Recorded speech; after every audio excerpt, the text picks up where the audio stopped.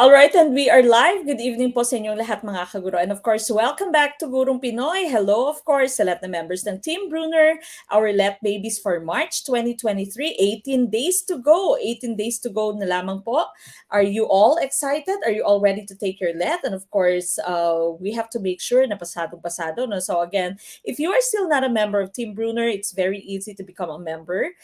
Just send a message to our Facebook page. If you're watching us on our Facebook page right now, the same Facebook page po, mag-send lamang ng message. If you are watching us on YouTube, pwede pong pumunta sa ating Facebook page later. And of course, just send a private message. Very easy for you to become a member of Team Brunner. We still have slots for our final coaching and classified files section, that's section C. And of course, you can still join our full membership, that's sections A and B. Again, just send a message through our Facebook page so that you can watch our full-length videos. You can go back to all the videos that we've had. And of course, you can download the PDF files. You can master our quizzes. And so we are going to be reopening all the quizzes that we've had. Diagnostic, the mid-review are already open. Your pre-board is also going to be reopened prior to you taking the LET. Now, that's just 18 days to go. So again, just send a message to our Facebook page if you'd still want to become a member of Team Brunner. Now, as added inspiration, again, March 2023 is going to receive 100,000 pesos from Gurong Pinoy. That's for our top one, top notcher natin. That will be for March 2023. Again, 100,000 pesos, all in cash coming from Gurong Pinoy. Okay, so again, just send a message to our Facebook page, magpa-member, so that you can enjoy this cash prize if you top the LET. Okay, hindi lamang po pasado sa LET, but of course, just like our previous top notchers, ay matap din po natin yung inyong licensure exam for teachers. Now, Team Skinner naman, hello sa lahat ng members at mga magiging members ng Team Skinner. For LET September 2023, we already have our promotion. May promotion po tayo of 2,000 pesos only. That's already all in. Gen Ed, Prof Ed, and Majorship. That's only good for 300 slots. So again, if you are going to be taking the LET in September, pwede po kayong humabol, and of course, pwede po kayong maging isa sa mga pinakaunang members ng Team Skinner. Just pay 2,000 and that's already all in. That's for Gen Ed, Prof Ed, and of course, Majorship. Now, tonight's discussion is Final Coaching Day 6. Day 6 na po tayo. And again, this is for LET March 2023. Before we start, of course, good evening sa inyong lahat, lalong-lalo na sa mga Team Brunner. And of course, paki-like and love, and very important, share our video so that we can reach out to more people. And you can also show your support to Gurong Pinoy by sending us stars on Facebook, super chat, super stickers naman po dyan sa ating YouTube channel. Okay, maraming salamat po to all our supporters and of course to all the members of Team Brunner. Now again, this is Final Coaching Day 6, but before we start with anything else, of course, let's all start with our opening prayer. So samahan niyo po ako mga kaguro.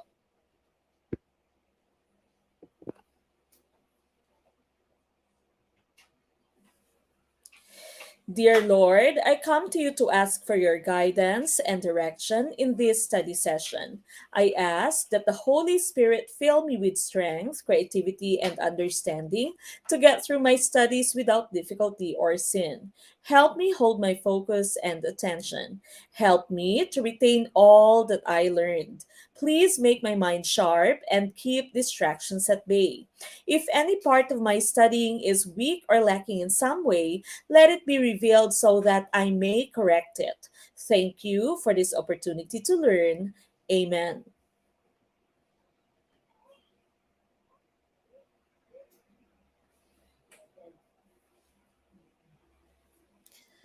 All right, again, this is Final Coaching Day 6. Paki-like, love, and of course, paki-share na po ng ating video. And you might also want to shout out, no, kung saan po kayong nanggaling. That's, eto, si Ma'am Dat Balatukal. Hello po, Ma'am, watching from France. Hello, good morning. Maaring good morning, no, kay Ma'am Dat Balatukal. Good evening, sabi ni Sir Aldrin. Nagkatrangkaso, nagkasakit pala Sir Aldrin. Mabuti po nakabalik. Okay, so again, good evening. Paki-mention po kung saan tayo galing. We will be starting in a few minutes. Again, please do like, love na, and share, of course, our video. And we are going to start in a few minutes. Okay, so good evening, Ma'am Anna from Tayaba City, Quezon Province. From UAE, good afternoon, Ma'am Jonah Puno. From Abuyog, Leyte, si Sir Rico J. Trillias, good evening po. From Baguio City, Ma'am Mary Joy Diaz, malamig na ngayon sa Baguio. Ma'am Mia Balderrama from Batangas, good evening po. Okay, Ma'am Myra Alzate, batiin ko lamang good evening po Ma'am Mek and all Gurong Pinoy members. Salamat po, Team Piache here. LPT na si Ma'am Myra Alzate, isa na sa ating mga licensed professional teachers. Congratulations po. From Jensen, Ma'am Sir J. Matango. From Parañaque, Ma'am May Carbajal, good evening. Sir Edwin Batiles, nasa na si Sir Edwin Batiles? Okay, nakaligtaan ko na. Good evening po. Hello, good evening. Let us all start with question number 1. Okay, number 1. Rexor score is within 1 SD. To which of the following groups does he belong? Is it letter A, needs improvement, letter B, average, letter C, above average, or letter D, below average? From Cebu, Facebook user, good evening. From Iligan City, Ma'am Sohanima Daraka. Good evening sa lahat ng ating mga Muslim brothers and sisters. Good evening po from Camotes Islands, Tagaytay Tacoys on YouTube. From Jose Dalman, Zamboanga del Norte, Ma'am Richelle Maronce. Good evening po. From Pangasinan, Sir Ed Esa, good evening. From Carigara, Leyte, Ma'am Perlita Inagan, good evening po. From Southern Leyte, Sir Jestony Salinas, good evening. Pa-shout out from Panglao, Bohol. That's coming from Facebook user, hindi ko po nakikita yung inyong name. From Calbayog, Western Samar, Sir George Caber, good evening. From Zamboanga, Sir Raymond Patoy. From Cotabato, Ma'am Rona Jean Flores. All right, I see a lot of letter C's and B's. Okay, B's, karamihang choice niyo, letter B, marami din namang letter C, no? Sa ating pong question number 1. Alin kaya ang tumpak for this item? Okay, we will find out.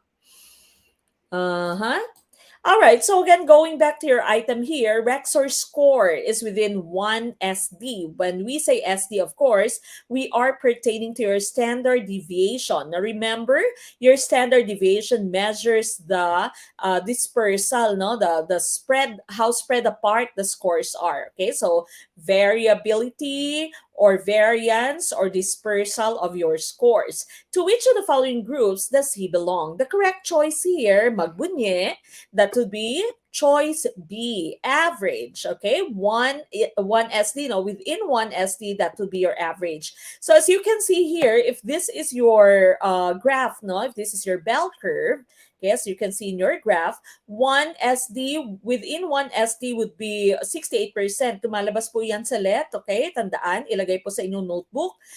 Within 1 SD or from -1 to +1 SD, the percentage would be 68%. Lumalabas po yan. From -2 to +2, that would be 95%. From -3 to +3, that would be 99.7%. So again, if your score is within 1 SD, that means nandito yung score mo, no? And dyan yung umbok ng scores. Which means na ito yung karamihang scores, no? And so we'd say that it is part of the average. Okay? So kapag within 2 SDs, medyo pa-extreme na yung inyong score, no? Pa-tail na, doon na sa tapered part ng tail mo. Especially if within 3 SDs ka, nandito ka na mas malayo. That means extremes na yung score mo. It's either for +3, it's either masyadong mataas or -3, I mean masyadong mababa. Okay, masyadong malayo from the average. All right, so letter B po ang ating hinahanap na choice for number 1. Sana tumpak ang ating choice. Kung hindi naman, better luck next time, no? Ligwak, importante natuto, at sa actual na let, alam na po natin yung ating magiging choice. All right, we move on with question number 2. Which of the following is a routine procedure in class management? Letter A, experiment. Letter B, role play. Letter C, roll call. Or letter D, research. Okay, may mga naligwak kaagad, no? Okay lang po yan. Move on po kaagad. Importante po, papasa sa let. Ma'am May Charmin Brillantes Bacoto from Banate, Iloilo. Malapit kina Sir Ram yan, ma'am. Sir Ram is from Anilao and his mom is from Banate. Uh-huh. All right, number two, what is our choice? I see a lot of letter C's. We are looking for a routine. Now, remember when you say routines, no, these are the usual activities that you have in your classroom. And these are all part of your classroom management. So when you say routines, these are the usual things that you do, the usual actions you do inside the classroom. And not only that, but these are practices that make teaching and handling your class easier. Okay? So mas okay, no, mas mabilis, mas magaan ang pag-handle ng klase mo dahil meron kang routines, hindi lamang para sa iyo yung pagsunod sa routines na yan, para din sa mga estudyante mo. So kahit na hindi ka magbigay ng maraming rules or hindi ka magbigay ng maraming instructions, alam na nila yung kanilang gagawin dahil nga paulit-ulit natin itong ginagawa sa classroom natin, paulit-ulit din natin tinuturo sa kanila, and these are the terms or these are the activities that we call routines. Okay, so routine activities. And so which one here is part of your routine activity? The correct choice, of course, that means so every day mo ginagawa, that would be letter C, roll call. So letter C po ang ating tumpak na choice. Experiment, role play, research, these are just classroom strategies. Okay, so kumbaga strategiya mo ito, ano ba yung gagamitin kong activity for my students to reach or to hit the objective, ano bang ipapagawa ko sa kanila? Should we have an experiment, a role play, or should I ask them to do research? But roll call, this is part of routine because you do this every day, okay? So letter C is tumpak. We go to number three. Which portfolio is most appropriate to show the best works of students? Letter A, process portfolio. Letter B, development portfolio. Letter C, assessment portfolio. Or letter D, showcase portfolio. What is our choice? What is our choice? I see a lot of letter D's. Your hint here are the terms best works. Okay, a type of portfolio that shows the best works of your students. So several types of portfolio. Is it process portfolio, development portfolio, assessment portfolio, or showcase portfolio? The correct choice here, of course, would be letter D. No? So for you to show your best work, for example, as an artist or say as a freelance photographer, you are going to put up or to complete a showcase portfolio. Right? It's going to show your best works. Process and development portfolio, of course, from the terms themselves, it's going to show how you have evolved and also your skills. Paano nag-evolve yung skills mo, paano ka mas gumaling. Okay, so that's your process portfolio, development portfolio. Assessment portfolio naman, this would show you whether your students have reached the objectives or not. Okay, so assessment portfolio naman yung ating ginagamit kapag ka ganon. Alright, so letter D is tumpak for number three. We go to number four. What is being asked of students in a task to determine elements and explain them in relation to other parts or the whole? Would this be letter A, analysis, letter B, assessing, letter C, recall, or letter D, understanding? Okay, what is our choice? Sabi ni Sir Lester Dave Avila, mga boys, kung gusto natin mag-effort sa mga girls, dapat i-showcase portfolio na lang. Okay, number four, letter A. Tama ba ang letter A?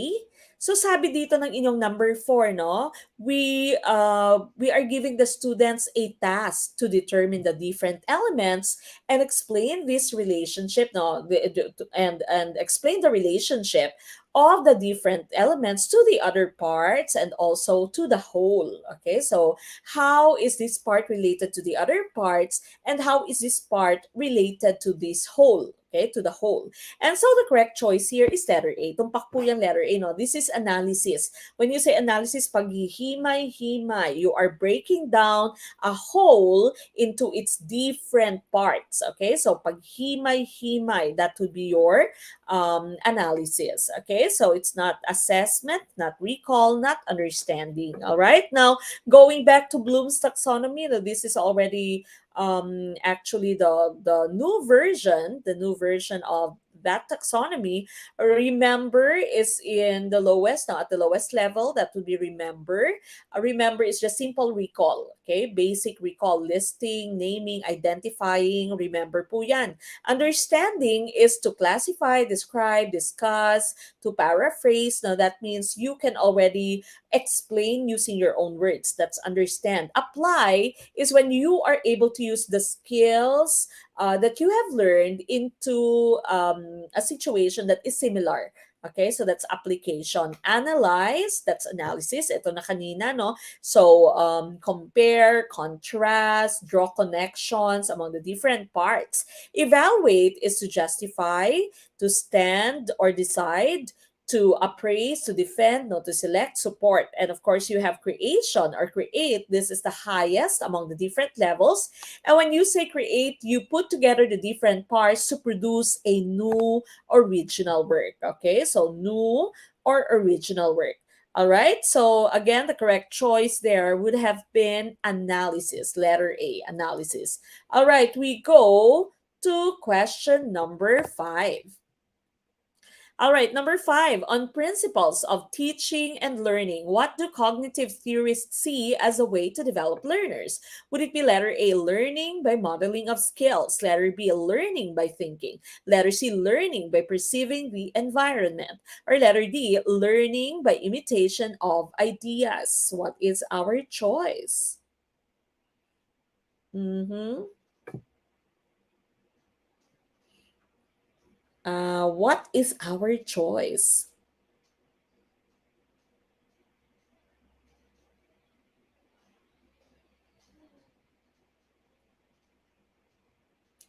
Okay, I see a lot of letter B's for question number 5.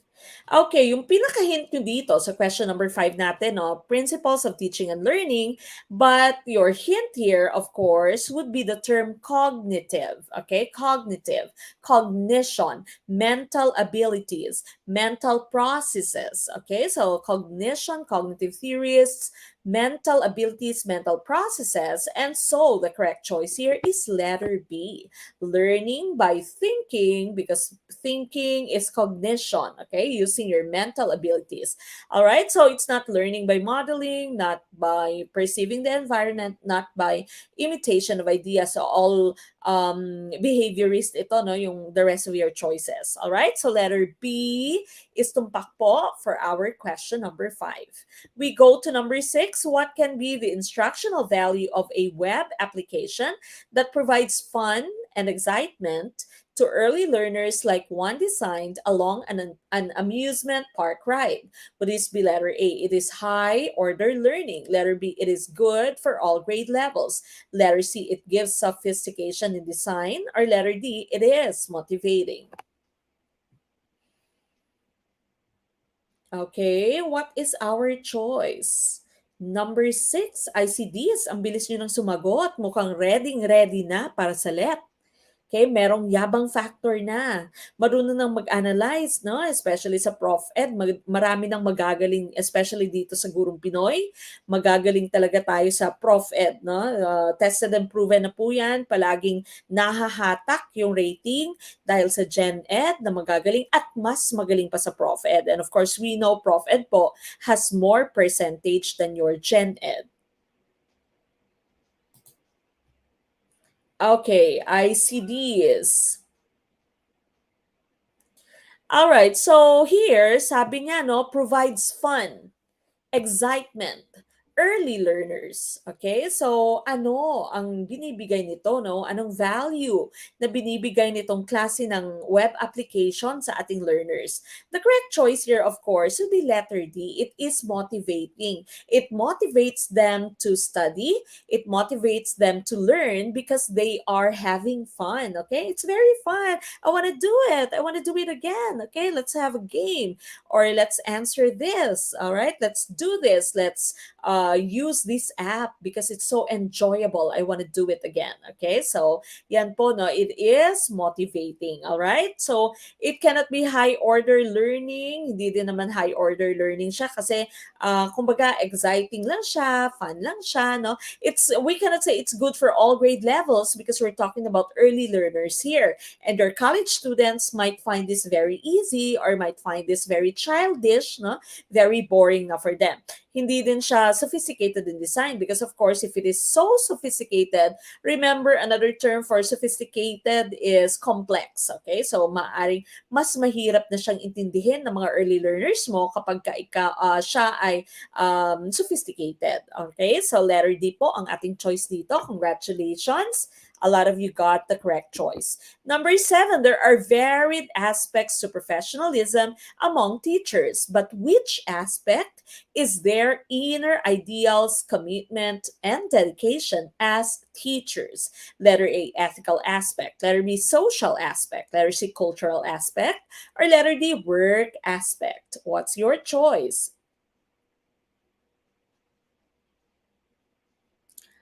Ma'am Nurua Said? Nurwa Sayed, good evening Coach Mac. Late na naka-attend ng live. Nagpe-pray po kasi kapag 7 p.m. rewatch ko na lang po mamaya yung item. Okay? Good evening po. And of course, assalamualaikum sa ating mga Muslim brothers and sisters. Okay, 7. I see a lot of letter A's. Mukhang genocide ang number 7. Okay, for number 7 here, you might think that it's ethical aspect, okay? Ethics, inner ideals, commitment, dedication. But the very important term that we have here in question number 7 is as teachers. Pwede kang magkaroon ng inyong ideals, ng commitment, dedication as a person, di ba? Pwedeng ganon. Pero sabi niya, as teachers. And so, ang correct choice natin dito is work aspect. Work aspect. Meron din namang magagaling na teacher pero walang kwentang tao. Sorry, no? Just to give you an example. Or meron din naman sobrang bait niya, sobrang ethical niyang tao pero hindi siya committed sa pagtuturo. For example, okay? So, depende, no? Depende kasi yung ating Prof Ed, lagi naghahanap tayo ng hint, naghahanap tayo ng term so that we can go and we can be taken to the right choice, okay? Para ma-drive tayo sa right choice. And so the correct choice here is letter D, work aspect. Work aspect. All right, number 8. What assessment provides a total view of a student's performance? Letter A, summative. Letter B, developmental. Letter C, placement. Or letter D, formative. Natawa si Facebook user. Grabe naman yung walang kwentang tao. Para lang po bigay ko yung contrast, okay? Para lang maibigay ko sa inyo yung example. Okay, number 8, ICAs. Tama kaya ang letter A? Or just like number 7, genocide kaya yung mangyari for number 8? Okay, what is our choice? Number 8, what assessment? Anong klase ng assessment? Anong klase ng test? Ang magbibigay sa atin ng total view, okay, overall view of a student's performance. Ang tumpak na choice natin dito is summative. Tama po yung summative na developmental. Just like your developmental portfolio kanina, process siya, no? It would show you how this student has changed from novice student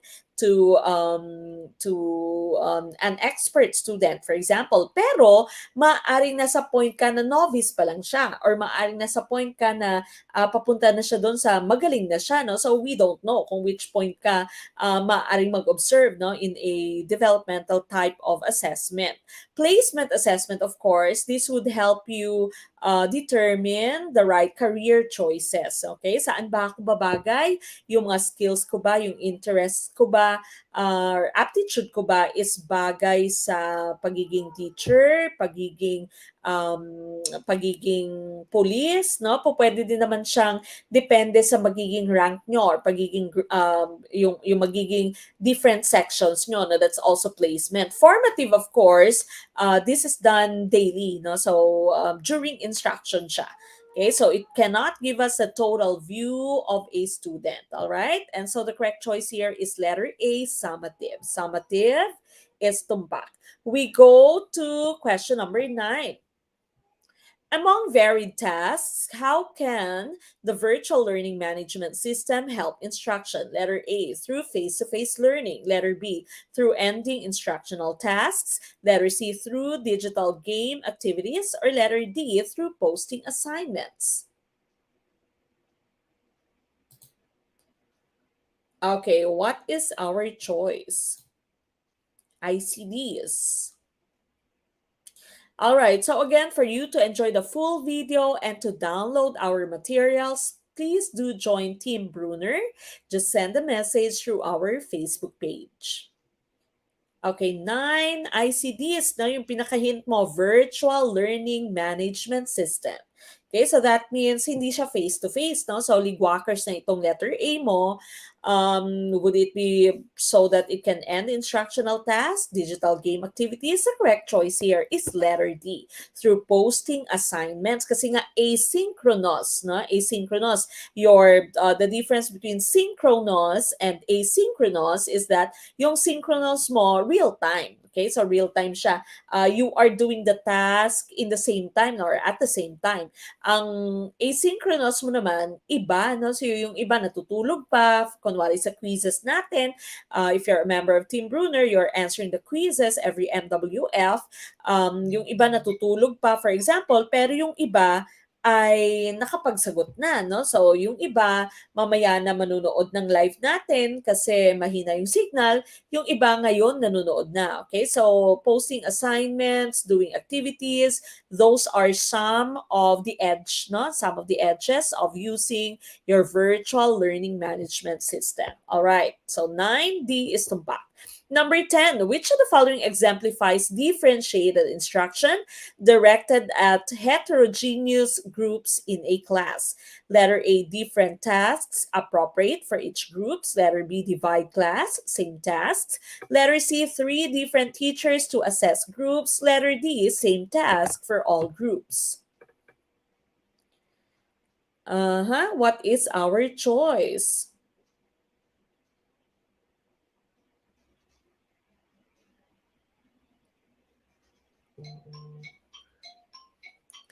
Okay, what's your choice? Question number 10.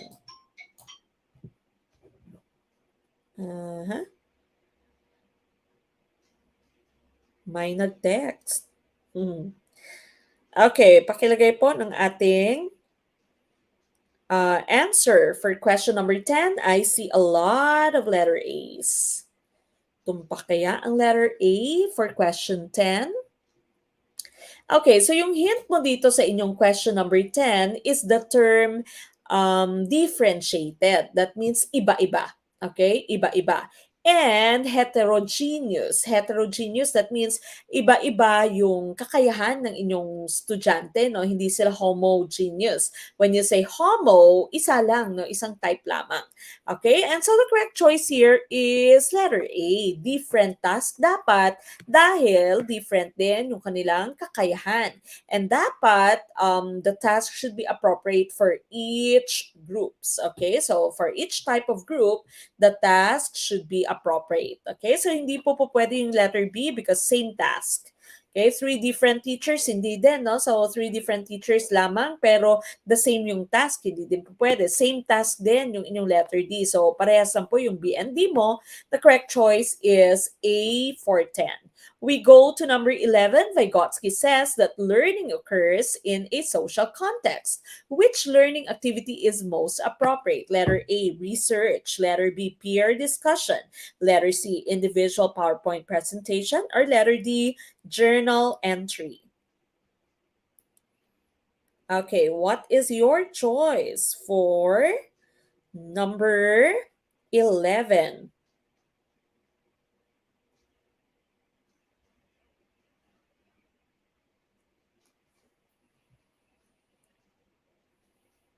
Sir Vinvin Talon Odaundo. Good evening, ma'am. Watching pa rin kahit passer na. Salamat sa video. Self-review lang po ako. At dito ako nanonood. Ngayon, LPT na po ako. Salamat, ma'am. Congratulations, Sir Vinvin Talon Odaundo. Congratulations. Okay, ICBs, no? Yung pinaka-hint natin dito is the term social. Okay, remember when you say man is a social animal, that means no one is an island, and that means we have to interact with other people, no? We have to have interaction, okay? And so the correct choice here would be letter B, peer discussion. Remember when you say peer, the term peer means a person who has the same rank and usually the same age as you have, no, or as you do. So hindi po pwedeng research kasi mag-isa ka lang nun. Letter C, individual ka lang din, no, mag-isa. And journal entry, of course, you do this for self-assessment, mag-isa ka lang din. Okay, so letter B is tumpak. We go to number 12, which is most likely the behavior of students whose minds are solely guided by the id. Letter A, students who discuss and ask questions a lot. Letter B, students who be very considerate and understanding with one another. Letter C, students would find it difficult to wait patiently for their turn at the canteen when hungry. Or letter D, students would do more independent work. Okay, what's your choice? Number 12. Again, kung hindi ka pa po member ng Team Bruner, magpa-member na po so that mababalikan niyo po lahat ng ating videos, mag-download yung ating files, mababasa, makakapag-access ka po sa ating classified files. And of course, po pwede niyo din pong balikan yung mga YouTube videos natin. There's so many videos sa ating YouTube channel.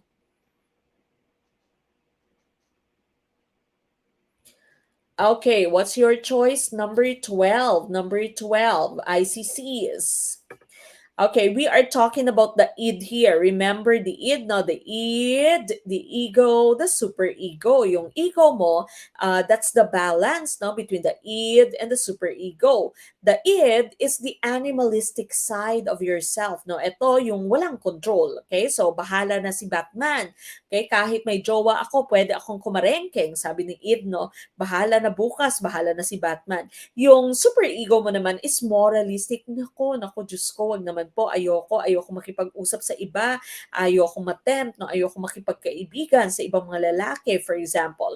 At yung ego mo, it's the balance. Po pwede ako makipagkaibigan sa ibang lalaki, pero bawal ako makipaglandian, di ba? Okay, so balance po siya between the id and the superego. So again, this is according to the three parts of your personality, no, according kay Freud. But here we are looking for the id. Remember, I told you id is the animalistic side, no. This is the wild side of yourself. Lahat tayo meron nito, no, yung mga wild side natin, sexual urges, hunger, thirst, libido mo, andyan lahat yung fetish mo, andyan lahat sa id. And so the correct choice here is letter C. Students would find it difficult to wait patiently for their turn at the canteen when hungry. Okay, so letter C po ang ating tumpak na choice. Okay, all right, we go to number 13. What is the equivalent of education as learning in any place, anytime, and anywhere? Letter A, flexible learning. Letter B, research-based instruction. Letter C, constructive education. Or letter D, outcomes-based curriculum. Friendship lang pala pwede. Sabi ni Ma'am Fatima Lara.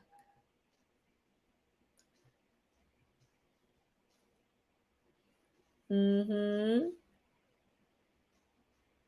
Ay, okay. Yung iba akala yung ID ay ID 'no, identification card, hindi po. ID po siya. Wild roar, sabi ni Ma'am Jenny Ramos. Hindi po ID ma'am, ID po.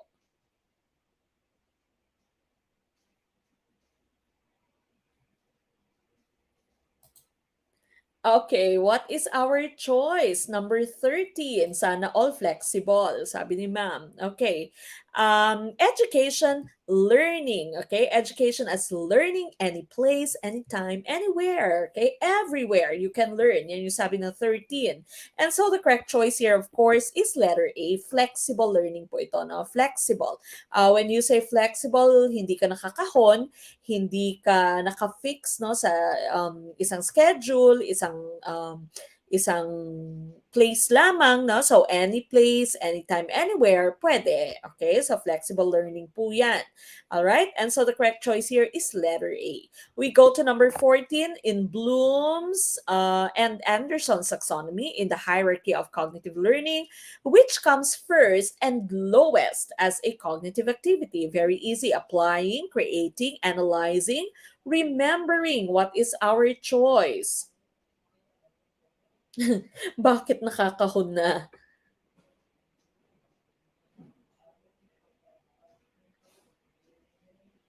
Ma'am Atera Kavam, paano po mag-enroll? Mag-send po ng message sa ating Facebook page, ma'am. Kung saan po kayo nanonood ngayon. Mag-private message po. Okay, 14 ICDs. All right? And of course, letter D, yabang factor. Ang yabang, oh, bibilis ng kamay. Bibilis ng daliri. Okay, letter D, of course, ang ating pong tumpak na choice. Tama po yan. No? For number 14, lowest remembering, or this is the knowledge level in the older version of our taxonomy. Okay, we go to number 15. How is periodic reporting of student grades useful? Would this be letter A as an obligation, letter B as way to please parents, letter C as way to win support for the school, or letter D as feedback? Okay, what's your choice? Number 15. 15 po, ano yung ating choice?